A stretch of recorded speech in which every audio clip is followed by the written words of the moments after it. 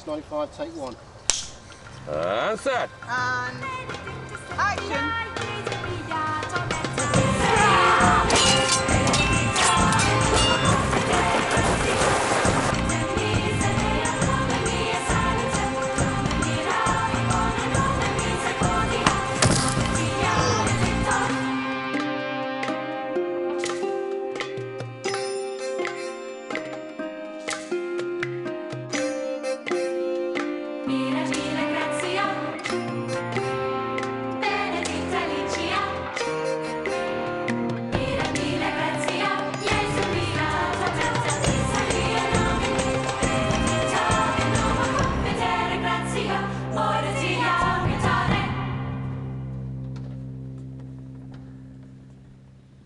Translating history into drama is always fraught with challenges.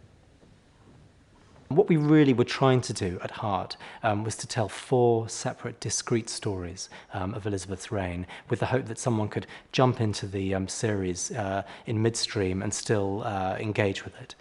So the first story is the story of her life as a Lady Elizabeth before her reign. What I really wanted to do was make a thriller. I wanted to grab people, hit the ground running, and pull people in incredible close-up with Elizabeth and her sort of breathless journey.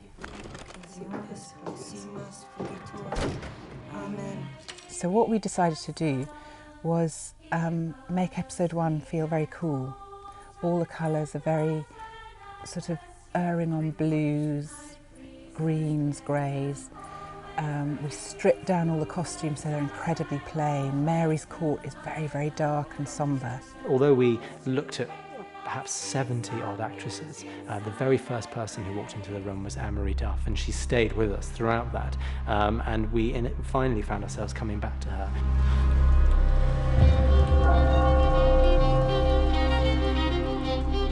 Well, there are lots of hurdles for me. Just in being a convincing storyteller, really, and that's the sort of priority. But also to be a person, a real woman.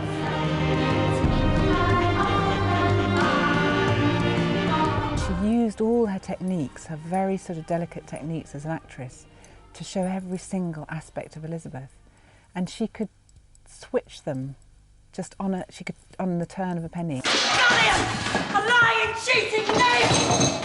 A maggot-hearted son of a mongrel traitor! There are times when I can't stand her, and there are times when I think she was astonishing. And there are times when I'm completely frustrated by her. So what's it to be? Banishment again, Bess? Another mission abroad? Henceforth, if I see you, I shall not know you. You are dead to me.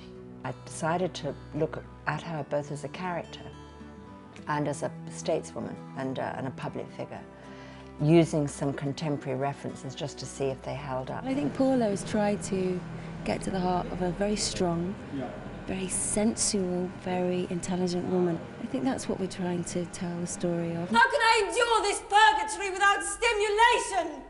Without conversation? Without the rigour of debate? Oh! I think that Anne-Marie is the heartbeat of the whole 4 hours. I mean, she had to be the heartbeat because the whole thing sort of lives or dies on her. What we've done in this particular drama, which I think differs from the many portrayals of her in theatre and movies and TV before, is that we've taken the whole of her life. What's always appealed is just taking the story of this woman whose father effectively murdered her mother. It seemed to me that a natural response to that would be a real recoil from intimacy, a real fear of where intimacy would lead you. She had deep down and fundamentally a real pathological fear of intimacy and closeness, of sex, basically.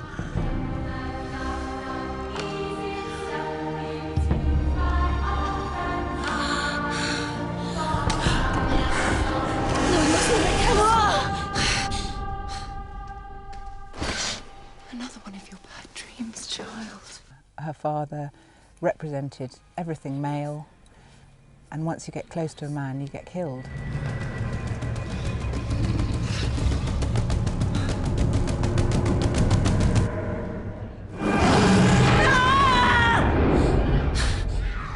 I also think, politically, as a virgin, she was coming in after Mary Tudor, and she was giving herself the iconic status of the Virgin Mary. It was a deeply, deeply religious time, and devotion to the Virgin Mary would have been intense.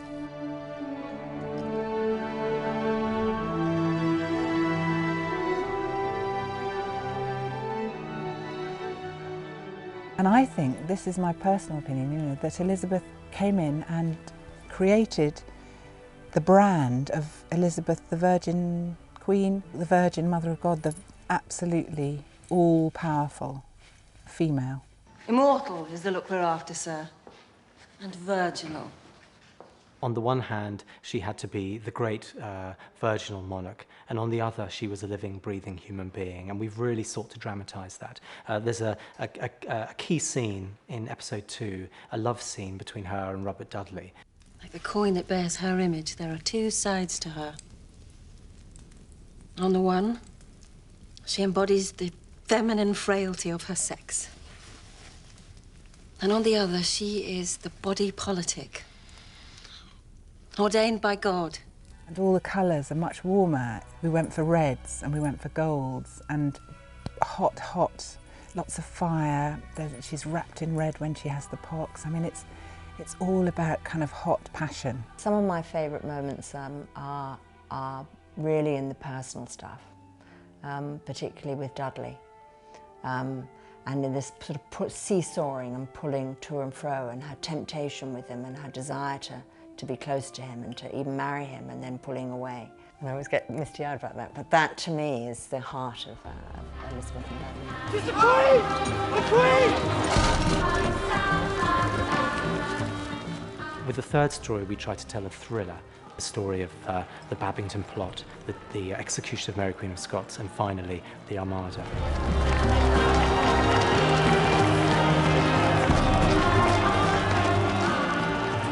She's out there fighting like a man, and what we went for was earth tones. We went for sort of browns and strong green. We shall yet win a famous victory over these enemies of God, on my kingdom and on my people!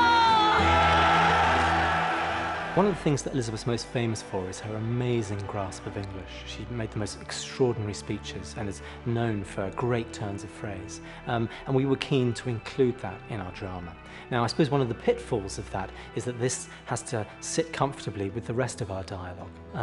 And I think what our writer has sought to do is give us a punchy, accessible, and often modern-sounding English, but one that is kind of rich and touched by some of the kind of Tudor excesses. In terms of dramatising history, I sort of worked on a kind of negative, which was what I didn't like.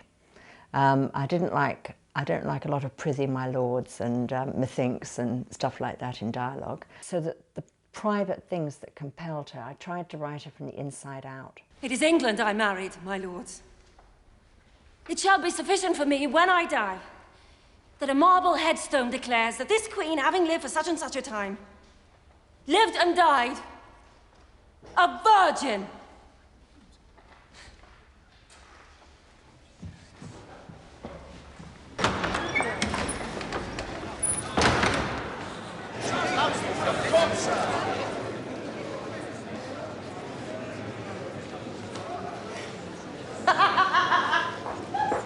The script is so well written, I think, and the research has been done in the writing of the script, so therefore you start with something which is as historically as correct as they're going to be for the final product by the time that we come to film it. Then it's my job to look at, you know, how I can create artistic license and create a character from A, what I've been given, and B, as close to historical fact as possible.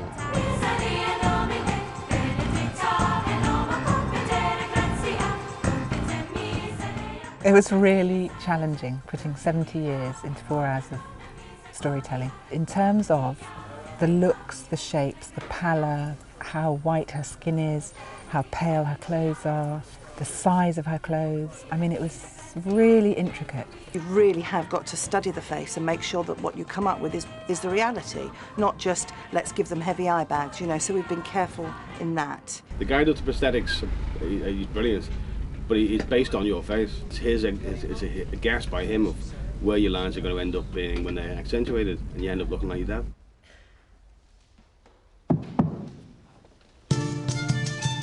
Donal Woods, the designer, kind of closed the world in around her and sort of filled her bedroom a little bit, and Amy made her clothes sort of slightly disintegrate, and it's just everything pointing in that direction of storytelling.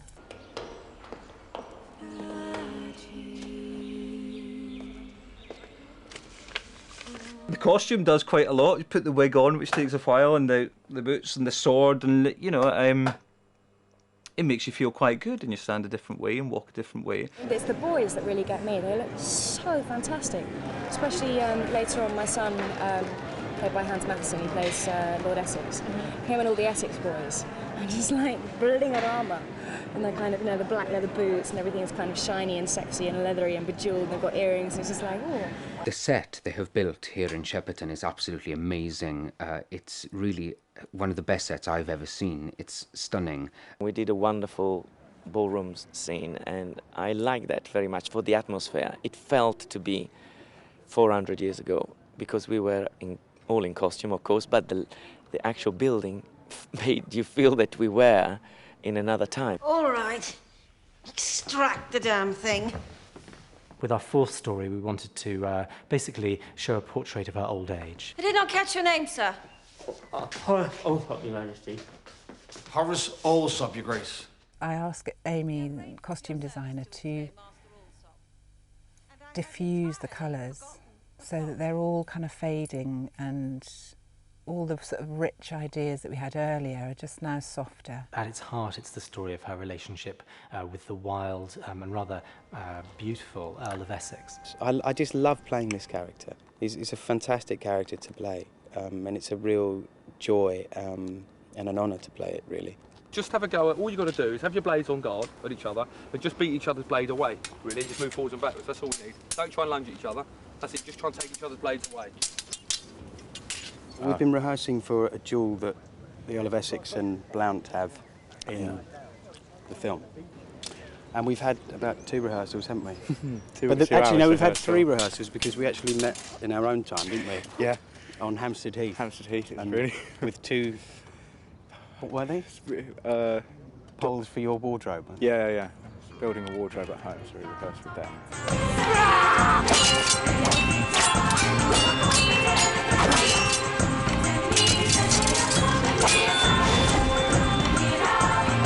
What's great about playing Essex is arriving on set, going into my little room and putting on Mark Bolan and listening to Get It On, and really just indulging in my ego, and then putting on this wonderful, glamorous costume. And it's a real excuse to fall in love with yourself. Agnes and Cecily gets into the bath with the Duke of Essex. Yeah, Hans Matheson. Yeah, so that was, I think it was both of our, no, it was my first nude. That's what we're going to say about that. When his father leaves office, there will be a power vacuum.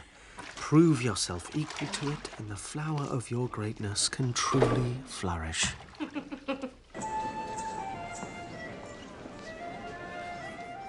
Now, historically, Essex was in fact Dudley's stepson. We suggest that perhaps the alliance was closer to that. Perhaps he was in fact Dudley's illegitimate son.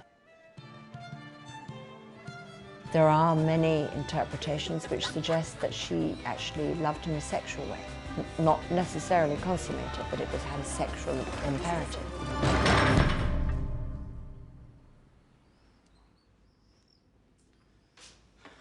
I feel that he bursts in and he almost doesn't see her age. I feel that he's so wound up, he's such a crazy, delusional character, that he bursts through the door and he sees the woman he loves. This is where I belong. Inevitably, that was going to end badly. He launched a rebellion, and she was forced in the end to kill the man she loved. And in a sense, I think, kill a large part of herself and of her own humanity.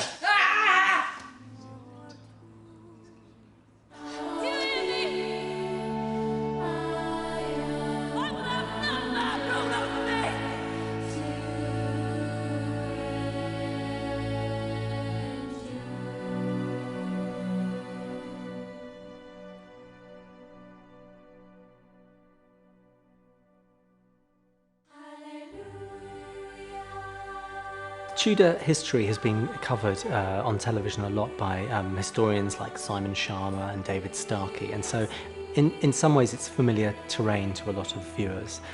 What we're hoping with this story at heart is to bring the character and relevance of Elizabeth home to people's living rooms in an intimate way that perhaps they haven't encountered her before, and really restore her humanity to a fresh generation of viewers.